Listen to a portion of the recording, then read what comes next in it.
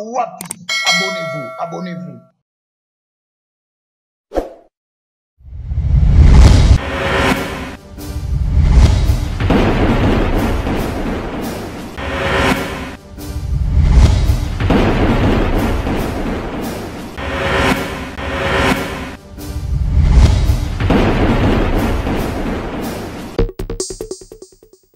Voilà, bienvenue comme ça dans votre chaîne MJ Télévision et surtout dans votre émission Analyse Populaire qui est aujourd'hui présentée par moi, Danity Manga, votre humble serviteur. Benga est toujours Papa Nadar Viti Manga. Et ça, là, moi, bah bien, merci. Nabino Nyonso, Bolingaka Biso, Biso Petolingaka Bino. Na confiance, toujours, Bossé Sakate, Kopé Sabiso, na chaîne Nabino. MJ Télévision, la cabine toujours d'information. Aujourd'hui, on doit parler de cette affaire accident. Il y a V12, Ndenge et Salamaki, Napoto, je crois, Maman Sissi, Tomonaki, Ndenge Nini, Akolela Ndenge Nini, Alobaki pour na mobile naye, de l'autre côté, Bandeko Moussousou, Bakolobaki V12, Azana et bien, Tokoye Bangwawa, Toko Solo Lango, Nganabino sur ce. Je ne pouvais pas commencer cette émission comme ça sans pourtant remercier Bayangai Baz et Vanda toujours Ndenge Zalaka. Déjà, Naboye te souhaiter Nano. Bon anniversaire à toi, Kevin Wanza Ngoyi. Donc, bon anniversaire na yo, Bisika Ozali. Profite de ton journée. Donc, fêtez Malamou. Une année de plus. À toi, Kevin Ndenge Nini, Ndenge Zalaka Kaka na Katia chaîne Nabiso parce que Biso Zara toujours beau. L'amour n'a pas salué sous merci à notre patronne au Azara toujours wana au four et au moulin pour Moussala et Salamanakati à chaîne Nabino MJ Télévision. Il s'agit de Maman Mami Wanza, la première dame de Orléans. Donc Maman Bola Mouleke Belé, pourquoi pas n'a pas salué sous bas salutation comme ça. Na Maman Margaret na Sandra de Brewana na Moni. Il y a Bopi. Il y a Bopi Membe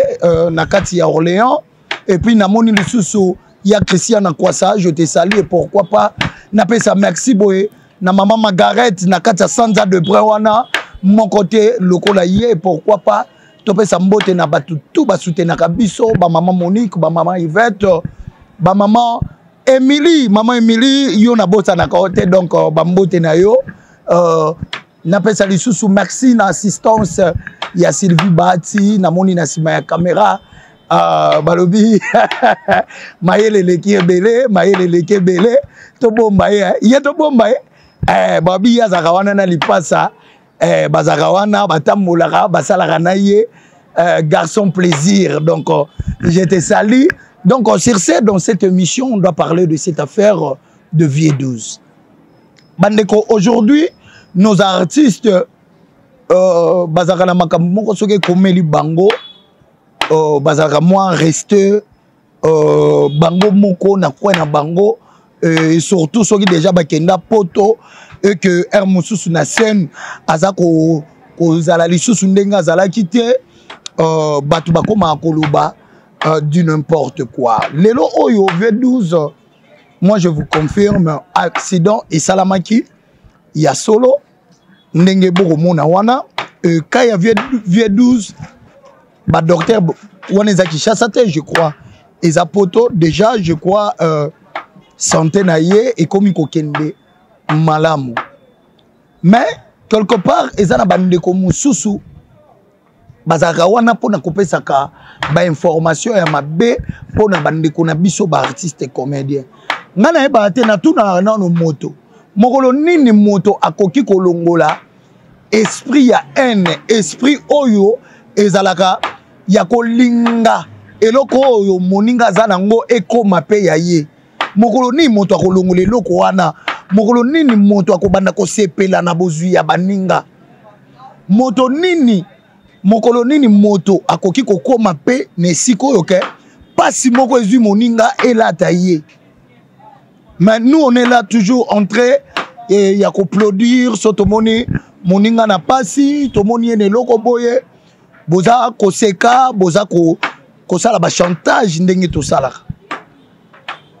Moto moko tabi makada ndaku a pensé que ndenge nazo kende boye, na sala accident. tondenge na okende boye na kweya tondenge na okende boye eloko boye komelanga moto moko to je pense mais ba makamba misusu ekomelaka biso na vie mususu ezalaka volonté ya nzambe pe sala ngai bakelo moko na bible pasteur moko te yanga obi misusu baya na mokili po ba vivre kaka vie ya hérésité vie ya abondance te mususu aya il faut bela malade moko boye pour servir bato ebele na ba leçon ya ba conduite da bango. Je crois notre président V12 banda zala na Kinshasa toyoka te ba makambo ya ba accident tondeni. Pourquoi eke ko sala na mikili ya poto V12 ngani pe amelaka penda masanga te nga koyeba yende na yebiye na mama Sisi ezaki da ba makambo mususu to kutani na tikala mona président V12 te kozwa eloko moko alcool moko ya makasi komela na tikala mona te ke batu musu boya koloba ke ah non amela ki azalaki soule yango akendaki kotutanisa mutuka yango wana non oui mutuleka komaka célèbre makambo ezalaki ebele soki akutani na problème batu bakoki kobanda koloba po na ye parce que aza célèbre mais quand même tozalaka pe na babiloko mususu à deux fois les olingi koloba yango mi se poser nanu question tango koyoka ngo ekosala ndenge nini bokende ovande ya mususu makita bolingi kotonga kombo ya mususu ya mami wanda to ya Sylvie Bahati to ya mutu moko boy siko mizo nanu le mutu ana koyoka ngo est-ce que akolinganga ka ndenga bande kolinganga ata kwa sambelaka ngana ebisaka batu omoni mokangi likof un garçon plaisir mutu akanga likof amona ngo ka boule po nango ayeba ate mais kilo ya likof yo kangi obi mutu ayeba ke pese boye salinga boye eza mutu azo yambango na nzoto bongo te mutu ayamba keloko na nzoto ye wana nde ayoka ka ba pasi wana ba douleur wana ba makambu nyonso wana. Aujourd'hui ba misusu na ba chaîne na bango V12 ye akoma boye azala boye non bandeko lelo so bomite nanu esika ya mama Sisi parce que ye na mobali na ye ba se déplacer wa pona kokena mikili ya poto V12 akoma lokola aza akoma te mais aza lokola ndeko na ye lokola papa na ye na mboka ya mopaya mais voilà aujourd'hui papa a eu accident aza na hôpital ndenga za wana vous pensez la dame aza stressé na niveau ya nini aya ko vanda musu na ba TV na bino et comment voilà okomisi cas grave ya maladie ya moto to cas grave ya accident ya moto oyo oké ata ko rendre ye visite te place ou aza na chambre mais oye en internet ko bete ya biso masolo aza vraiment gravement malade yendenga za wana soki nzambe te kutu non bandeko quelque part tous à la kabatu il y a des choses l'air tozo salango yo moko en soi il faut mise lobaka miso ka ke yo logo otonga batu juba otonga yo oyo ka pe passe yo logo linga ba passe makamba mabe pona ba ninga mususu jour siko ekokomela yo olingi ka ba ninga balu bani non quelque part eza na adage moko lobaka so olingo bimisa langage moko boy balola langue na yo 7 fois parce que c'est nelo mususu leko zo loba yango yo zo loba po esala okaka bien mais yo yebite et baby ici combien prenons notre cas peut-être nazo yango comme un exemple parce que ezali solo pendate na obetango na kati yao ya ndeko na biso artiste Fally zo ba langage au mwasi alobaka to mwasi alobaka ayebaka te que un jour ekoki kobota eloko moko pe na motema ya papa ya bano mais lelo batu bakoma loba Fally a parler mal mais l'air moto abimisa ki liboso ayeba ke nazo bimisa abimisa ngo ya monaki bien siko bakomi kozongi c'est la retour ya makambu ya sali akomi komona siko batu wana mabe pona nini to so ano pembe nde na lobaka moi ça lobaka na ekakati baza bana boza na papa te papa la bino akufa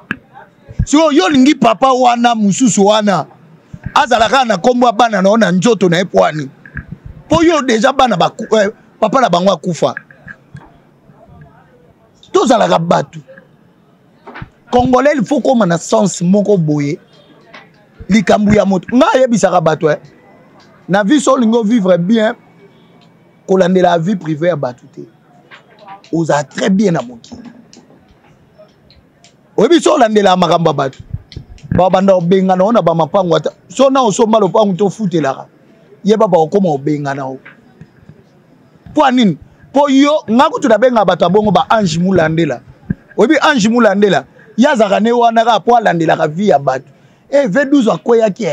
V12 asala ki accident V12 akomi boye si asali boye pourquoi vous pensez la dame Sylvie maman Sylvie Nengaza wana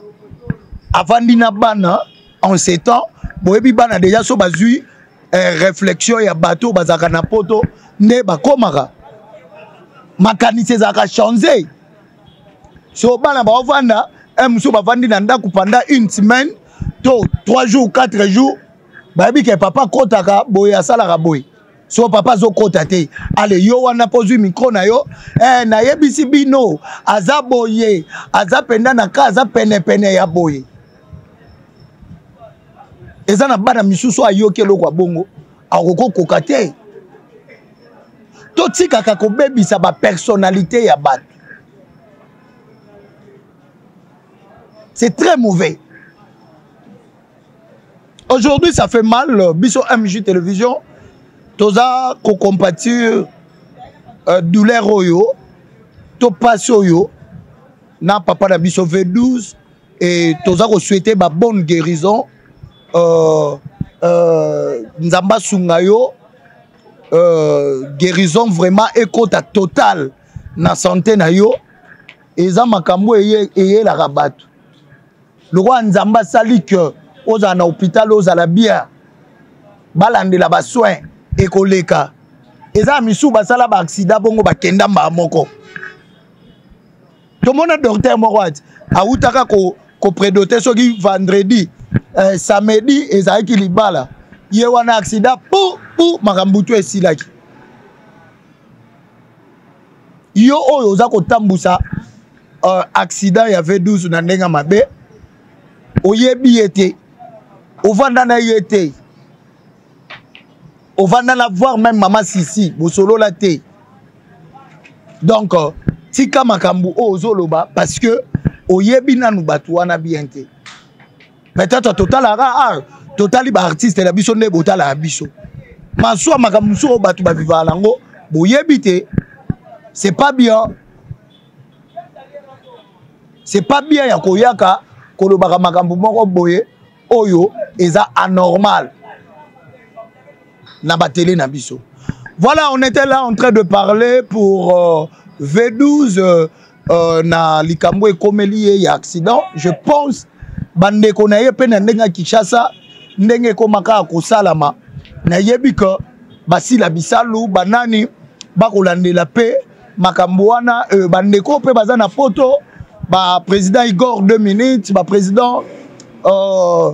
Duche Kapangala ba président Gianni Faye banani basé belé wana. Je pense que malgré V12 azalaka na Londres bango bazala mupanza Londres bango bazala ba France té bazala Londres nayebi ke baninga na ye to bandeko na ye bazaka na bango na ba facilité azwata ba train na bango wana akoko mape et puis voilà et puis bazaka pe na association moko de ya basala o bazaka pe na basai aimons-nous vivants donc aimons-nous vivants ceux qui babilo mo ya bongo je pense bakoza wana pona kolandela ba makambo wana pour que ezala bien. C'était là Danity Manga, votre humble serviteur au Nazaki Liboso Nabino pour parler de cette affaire. Je dirais merci comme ça à la première de tout, le première dame de Orléans, Maman Mami Wanza, Maman Bola Mouleke Bele, Balobi Maman, le Sambo toujours, Nemoto, et Kendi Saka, Bato, Likolo, parce que Balobara, le Sambo de terre, parce que Biso Banda, to Banda, to Araka, on a le Sambo. Donc le Sambo, je dirais merci comme ça à notre daddy, Papa Micha de Paris, et pourquoi pas de dire merci à Maman Margaret Nassanja de Bray. Et joyeux anniversaire comme ça na Kevin Bravo Wanza. Donc Kevin, donc bon anniversaire na yo. Profite de ton journée, donc fêtez un go bien, amuse-toi, donc bisope nandenga Kishasa, toko sepela parce que Nzambe abaki simbula moko na kati ya bandeko na biso moko ya libota. Je dirais merci comme ça à ya Christian Akwasa et pourquoi pas de dire merci comme ça à Yabopi Membe, donc Yabopi Membe, donc je te salue, n'a coupé cette chose, merci.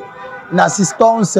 il y a concert Nanga Sylvie Bati et il passe à merci Nayo, garçon plaisir, merci Nayo.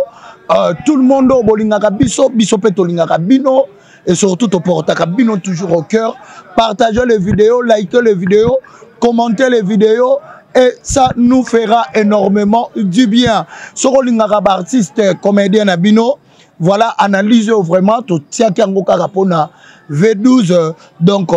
Liloba na yo na kati na analyse au commentaire na yo et ko sala biso bien. On est toujours là pour vous servir au temps réel. Quant à moi, je dirais merci à vous et bye bye.